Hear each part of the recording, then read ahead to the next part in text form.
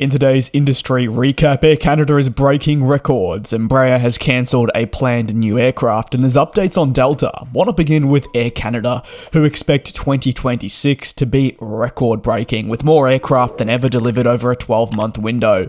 Speaking with analysts during its earnings call, the company said it expects to take on 35 planes in 2026, based on their current forecasts and thanks to communication with plane makers. If manufacturers are able to stick to this figure, this for Air Canada would be record-breaking, as in the entirety of its history, it has not received this many aircraft in such a short period, over a calendar year. For Air Canada, however, the new planes that will be delivered are not just fundamental to the renewal of the fleet, but they will also help shift the needle on network optimization efforts. The Canadian flag carrier has been clear right throughout 2025 that it hopes to diversify its traffic away from such a reliance on trans-border connectivity. While this area will remain, there still needs to be diversification. For Air Canada to diversify, it needs to take delivery of more planes, and 2026 is finally being earmarked as the year deliveries will pick up, allowing for greater optimism finally about reaching new markets. The diversification of traffic also aligns with the Canadian government, which, following continued political pressure, is looking to change its strategy in global economic relations, therefore expanding outward, away from just relying on trans-border ties.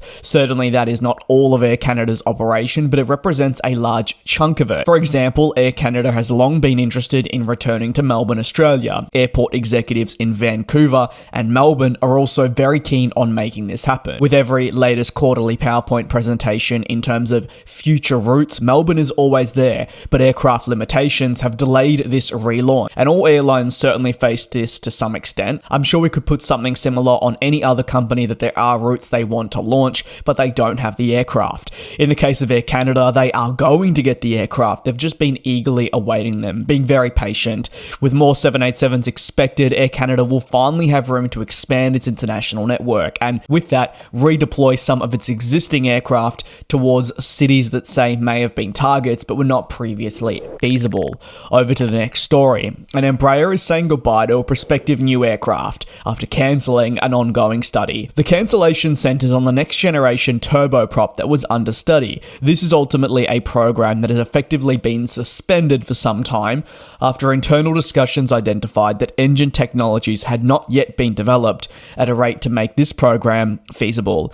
According to the plane maker's CEO, this turboprop, which was hoped to launch this decade before being effectively put on the shelf, has now been cancelled, the confirmation arriving during shock horror a recent earnings press conference. The CEO is clear also as well about the decision, saying there are no plans to continue in this direction, with the initiative being firmly cancelled, going once more as far as saying this is not just a suspension, but a firm end to these studies. The news on this followed the business confirming revenues that totaled US $2 billion in the third quarter, representing an all-time high for the third quarter and an 18% jump, driven by impressive performance for the programs. This Embraer turboprop, which was being studied, emerged at the beginning of the decade when the manufacturer released proposed designs featuring wing-mounted propellers. Over the years that followed, the Brazilian plane maker sought to adapt the design with tweaks to increase feasibility, hoping that the development of this jet would seat 70 to 90 passengers in the end and truly bring new life to a rather depleting turboprop market. See, despite Embraer hoping to bring back life to this industry, which has ultimately gone quiet, we've seen more and more airlines opt for alternatives. One of the biggest reasons the program was initially suspended, as I touched on, was the struggle internally to define the power direction, especially with a turboprop, as advancements in engine technology were not at the level the Brazilian manufacturer would have ideally wanted, and for now, it is goodbye to this program. Over to the final story, where Delta has confirmed exciting news for its cargo network across the United States.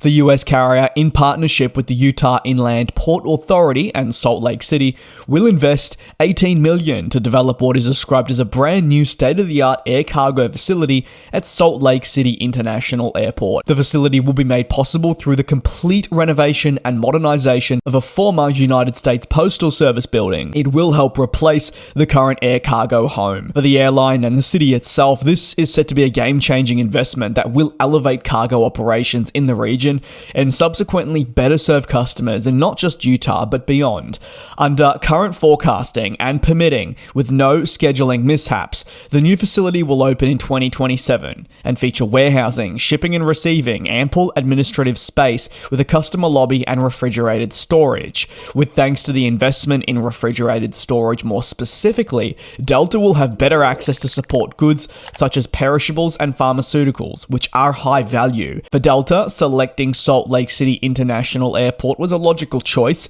given that the airline is the largest global premium carrier here, with 270 peak day flights to more than 100 destinations around the world, and that includes real popular markets such as London and Paris. The latest investment shows that this partnership between the airline, airport, and city will keep growing as the years continue. The last 12 months saw many new non-stop routes, additional gates, and a state-of-the-art pilot training center all open up. So you certainly feel that a new cargo facility is a logical step to support really the investment in infrastructure and the local business. From Lima to Seoul this year, new routes have been added as they look to bring additional connectivity to the city. And like I said, this is going to continue as that investment grows. Delta realizing that there's a great opportunity here in Salt Lake City and it wants to be a part of that.